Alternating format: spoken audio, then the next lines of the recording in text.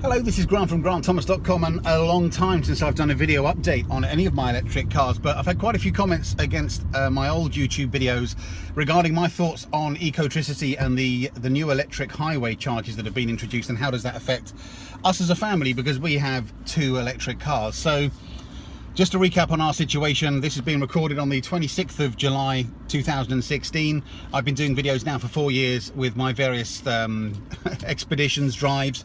In that time, we've had two Nissan Leafs, and we have now one Mitsubishi Outlander PHEV, which is just coming up to 1 year old in 5 days' time. So I'm currently driving my 2015 Nissan Leaf, which is actually up in April next year. 2017, I took on a 2-year PCP lease. This has done 10,200 miles as I'm driving it today. No issues whatsoever. Cheap first service, 80-90 quid. No problems at all. Nice cheap PCP at 160 odd pound a month. And this is the Tecna top of the range one at the time. There is now obviously the 30 kilowatt Leaf, which goes a little bit further, and we are all expecting in the new year to see the 200 mile range Nissan Leaf Generation 2, so the new shape Nissan Leaf. Our other car, the Mitsubishi Outlander PHEV, has done 14,000, 15,000 miles. Again, no dramas. I prefer driving the Leaf. I think the Outlander is a master of everything. What is it? Jack of everything, master of none. It's a big, comfortable car to drive. It's enormous. I always refer to it as a boat because of its size. But I find the acceleration very frustrating. When you put your foot down, the petrol engine flares up. You know, the Leaf is far more responsive. But anyway, back to the topic of this. So if you haven't seen it, Ecotricity have finally announced, and I say finally because those of you who saw my Q&A session with Dale Vince, owner of Ecotricity, a couple of years ago, he was saying then it was costing them £200,000 a year in electricity just for freebies that they were handing out at the rapid charger. Now, a lot of people have got used to being able to pull into 95% of petrol stations, or service stations I should say, motorway service stations across the UK, and get a free charge for their electric car. This has led to some problems, certainly on some Ecotricity rapid chargers in IKEA stores. I think of the one at Southampton. Many people dump their cars and just leave it there and come back to it 3 hours later. You know, there's a queue of cars trying to use it. So there's been some fairly ugly stories, but it was always the strategy that, and Ecotricity explain it as chicken and egg. Without the rapid charging infrastructure, people wouldn't go for these kinds of cars. And now that they've got the infrastructure, they have finally decided to introduce a charge. And that charge is £5 for a 20-minute rapid charge, or it is £6 for a 30-minute charge. That means that if I was to plug in this car at, let's say, 30%, in about 20 minutes, it would be up to about 65-70%. In half an hour, it'd be up to sort of 80-85%. It's the nature of these charging. So what that really does is it poses an interesting question, because if you're a Nissan Leaf owner and you use it for regular long journeys, and you've got used to driving, you know, for free and using the motorway rapid charging network, then you might be feeling a little bit peeved. And some people are saying, well, that wasn't explained when I bought the car, there's misrepresentation.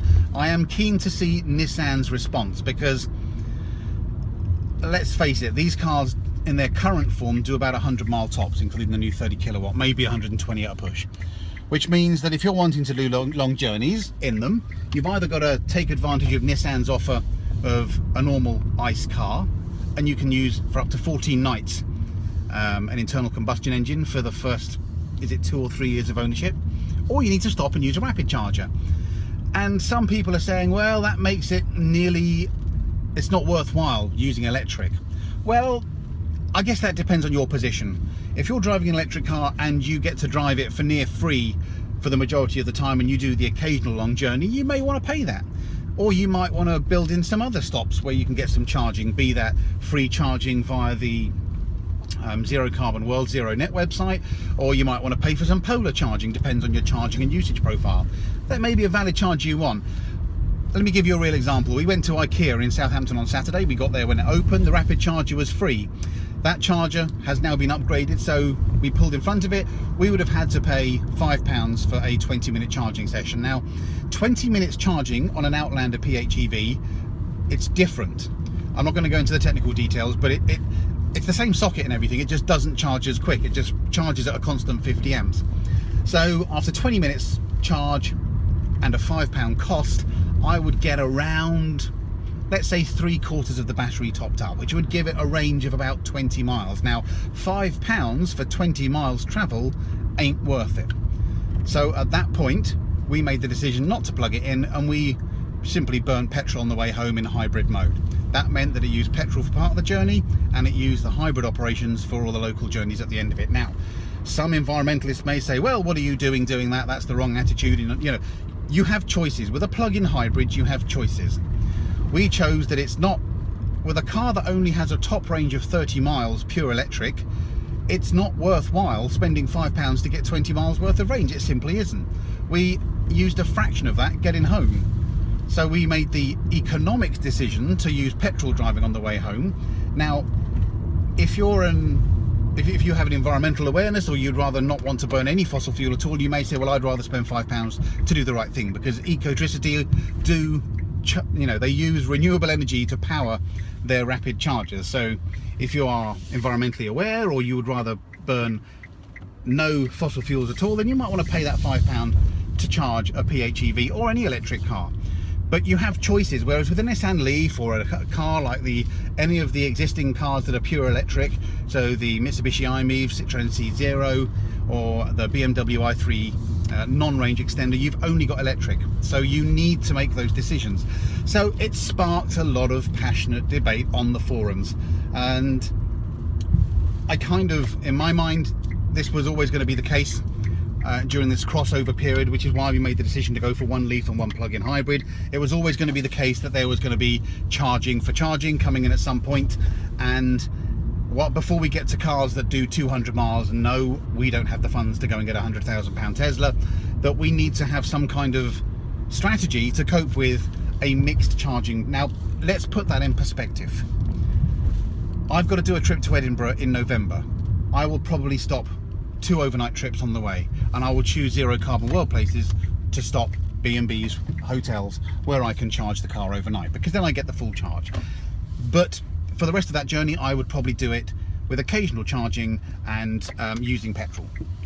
Now, this Nissan Leaf has 99.9% of its usage is via the charger I'm pulling up to now, which is the one at home. So it makes no difference. We barely use this for doing any long journeys. In fact, the journey to Southampton on Sunday, I could have done it in this. It's got its perfect range, but I didn't want to, because I didn't want to get constrained by having to stop for a charge, or if I wanted to use a bit of aircon, which is what I've got on now, a bit of aircon, then I'd just go and jump in the plug-in hybrid. So I think you need to be a little bit pragmatic at the moment. So it depends whether you're approaching the electric car ownership from an economic model, from an ownership model, from an environmental model, or some hybrid of those. And ours is in the middle of that hybrid. So I love driving the Leaf. I'm not so keen driving the Outlander, but if you're doing a long trip with the family, and we did a Centre Parks trip last month, and family of 5, it's about an hour and a half's drive each way.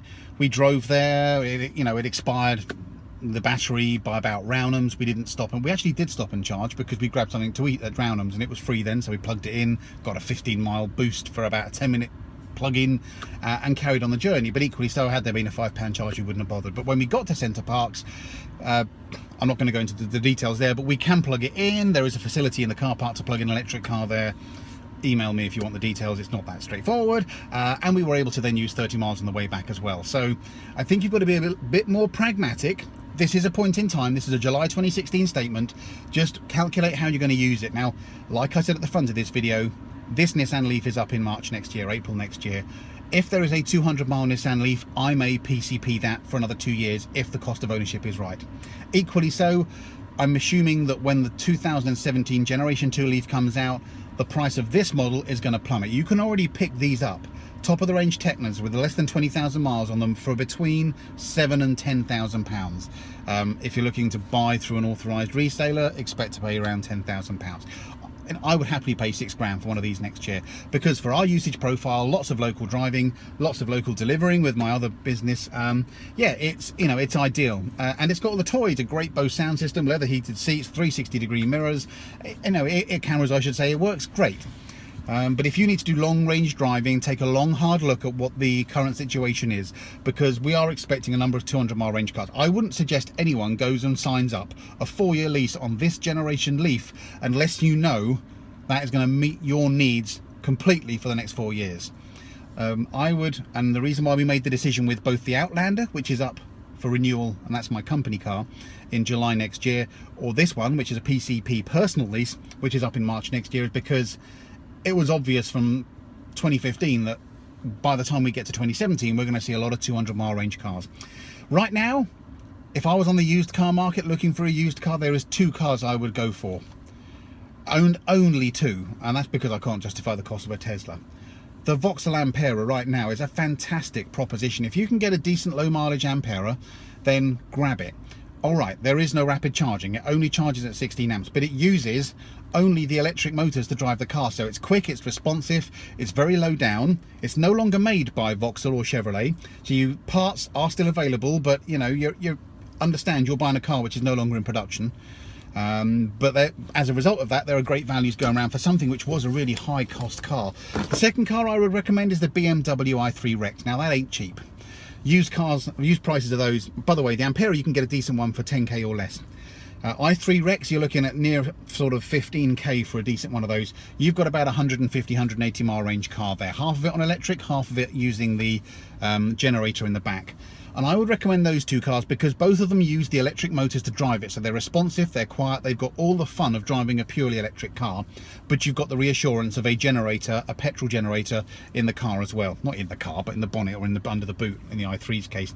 Whereas if you go for a plug-in hybrid, so if you go for the Mitsubishi Outlander, if you go for the Audi e-tron, if you go for the Golf GTE, they all have that horrible hybrid, which means you've got a little bit electric, and then if you put your foot down, the petrol engine flares in. If you need to go up a hill, the engine flares in. And it's just like, as I said way back in 2012 when I did my first electric car review, it's like unleashing 10 hairdryers, and I just don't enjoy that driving experience.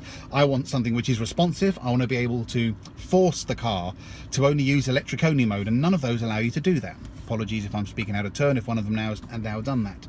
So you have to nurse the accelerator to stay in the electric only range.